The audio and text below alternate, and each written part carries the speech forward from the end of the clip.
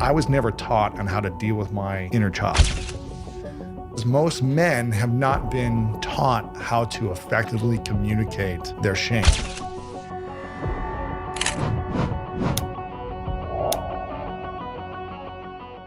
There was something else which you showed me when we were in Dubai having that conversation at 2 a.m. in the morning, which is where I wanted to start our conversation today, which was the screensaver of your phone. That really stayed with me. Yeah. Can you tell me what the screensaver of your phone is?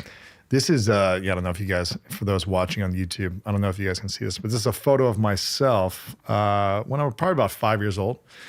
And I put it on there a year ago because I was doing some intensive, I would say, inner child healing with a therapist I was working in another relationship that I was ending. I was ending a relationship. And I realized that in relationships in the past, I was repeating a pattern of people pleasing, of saying yes to things that I didn't want to say yes to, of changing and shifting who I authentically was in order to try to please or make someone else happy.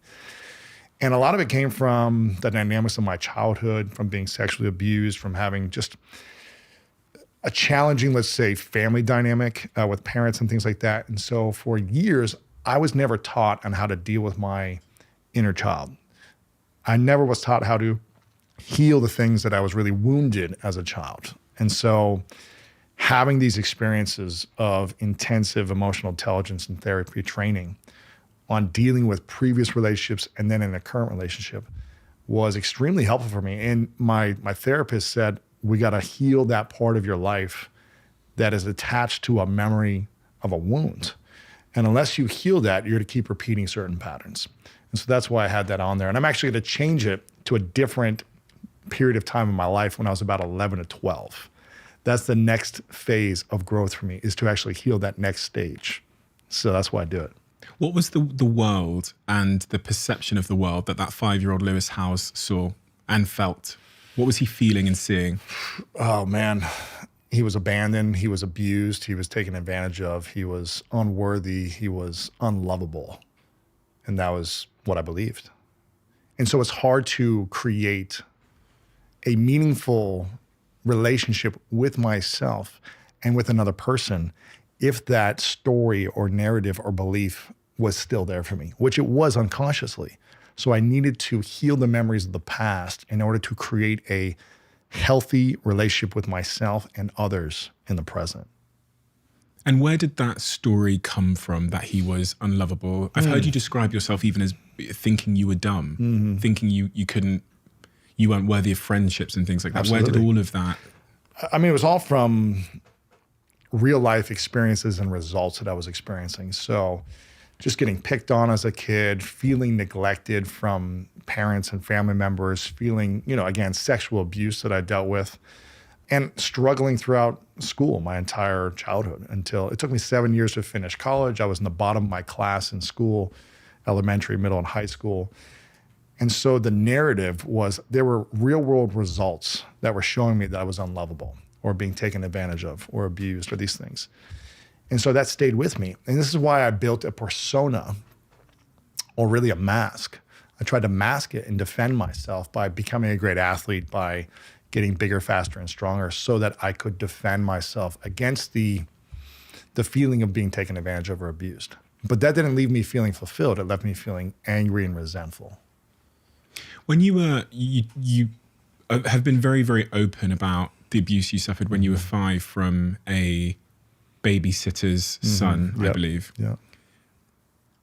Did you understand at the time that it was abuse? No, I had no idea. I mean, I knew something was wrong. I knew something was off, but I didn't know. I mean, as a 5-year-old, I don't think anyone really knows how to emotionally handle that or emotionally regulate or understand what's really happening at that time.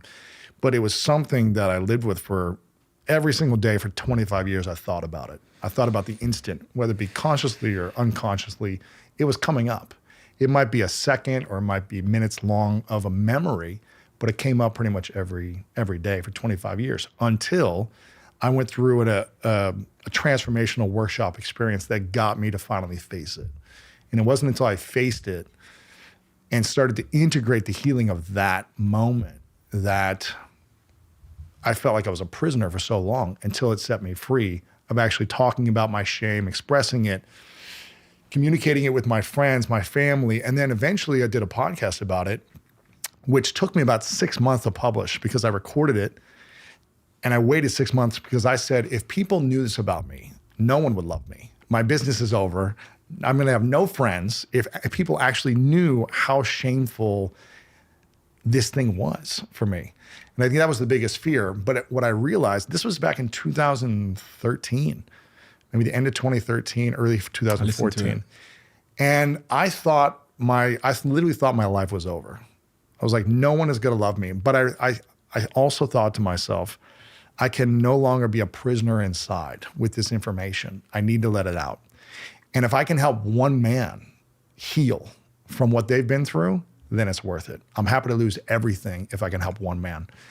And it was one of the most profound experiences and really spiritually freeing experiences of my life, was opening up, talking about it. And the aftermath was so powerful. For weeks, I was getting essays from men opening up saying, I'm married, I've got 3 kids, I'm 55, my wife and kids don't know, and I've been holding this with me for this long. It happened to me when I was 11. Men opening up about all the different experiences of sexual abuse or trauma that they face with.